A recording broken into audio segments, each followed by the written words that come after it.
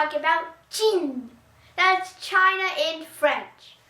So before we get yeeted into China, make sure you like and subscribe and ring that bell so you don't miss the next episode.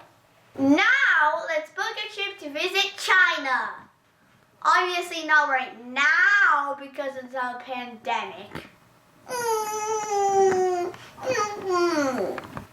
Starting off with location. China is on the border of the Eastern Pacific Ocean. There's 14 other countries such as Pakistan, Russia, Burma, Kazakhstan, Mongolia, North Korea, Vietnam, Laos, Bhutan, Nepal, India, Tajikistan, Kyrgyzstan, and Afghanistan. That's a lot! Everyone knows China is big. Obviously. So big it's like the world is inside a world. The population of China is 1,438,000,000. Round, of course.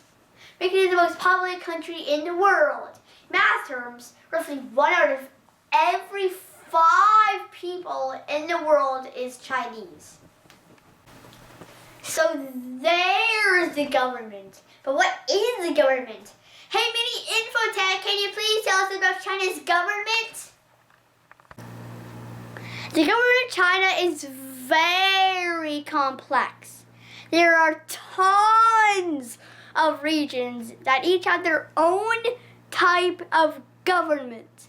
Most people think the government is communist, but really, it's not.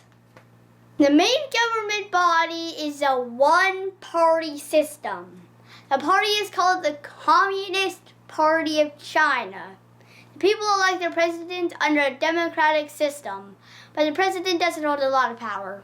The government decision making is broken up into several branches like a big tree.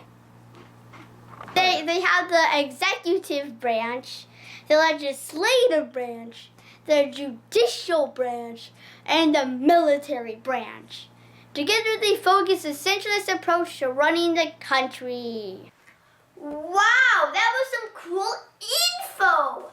Did you know that China has some pretty major restrictions on the use of internet inside their country?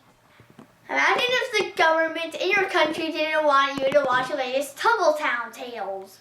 The government would be like, nope. Censored. That also means no social media. What? Mind blown. Moving on to the first historical event, the Chinese Civil War.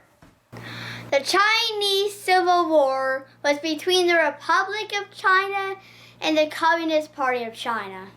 It took place from 1927 to 1949.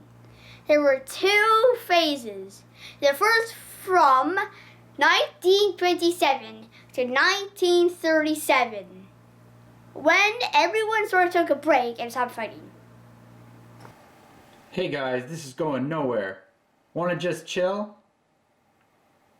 Yeah, that's cool.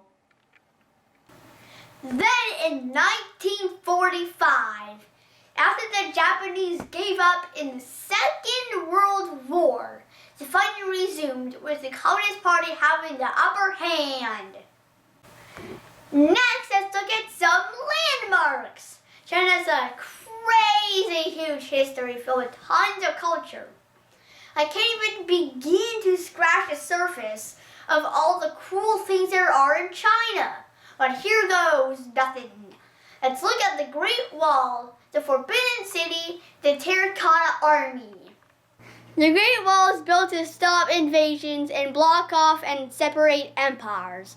It was started as a number of smaller walls. It was first linked during the Qin Dynasty in the year 221 BC. Over the years, it was destroyed and rebuilt and destroyed and rebuilt. Till the Ming Dynasty was like, what if we reinforce this thing with towers and stuff? Say! Next, the Forbidden City is the palace where the governments of the dynasties were held. It was built in the 15th century and protected by large walls, moats, and secured entrances. This thing was like Fort Knox, but surrounded by water, not fences. The Terracotta Army was a vast army built out of a type of pottery clay. It was built to surround the tomb of China's first ruler, Emperor Qin Shi Huang. He's the dude from Civ 6. Go play the game, it's awesome. The army's purpose was to protect him in his afterlife. The historical fact is that China's ancient history is often broken up into dynasties. Dynasties, in a nutshell, are empires ruled by family bloodline. People gotta get some of that royal blood. The rulers embrace power, loyalty, and use force to maintain the empire. Here's a list of important dynasties. The Xia dynasty started the whole thing. The Zhou was the longest dynasty. The Han dynasty made the Silk Road and started the Three Kingdoms. Shout out to Oversimplified! The Tang started the Golden Age of strong economic prosperity. The Yuan ruled by Mongolia. And the Qing, the last dynasty and the biggest one. Oh, I didn't see you there. Next, let's talk about languages. The national language of China is Putonghua, or Mandarin. However, many languages or different dialects are spoken across China. A dialect is a specific way that a language is spoken by people in different regions. Different dialects will be generally the same language but use different words, different grammar, and even say the same words differently. For example, in the US, people from the northern states might say hello to each other, while in the southern states, they might say howdy. Well, that's all for this episode. But that's definitely not all for China. China is very complex, with a long history and a whole ton of unique culture. Way more than we can cover in just one video. We'll come back to China again another time for sure. Stay tuned for the next episode when we go to Nuts for Brazil. Get it? Brazil nuts. Shake it to you! You're too close. You're too close. You're way too close. You're still too close. Back it on up. No, not that far. Forward. Sorry.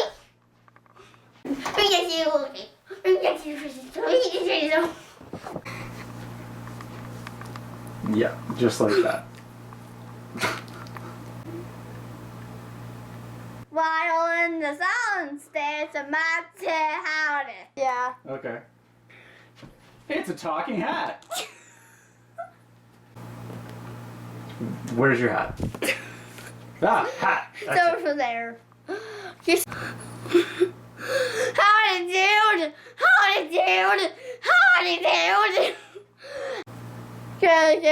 Can a fox tell you? Sure, let's hear the fox's version. Next, the Forbidden City is a place where the governments of the dynasties were held. It was built in the 15th century and protected by large walls, moats, and secured entrances. This thing was like Fort Knox, but surrounded by water, not fences. This Awesome. is like the fox version. Yay, bloopers! Wow. Now we're back in supervision. Okay, come on.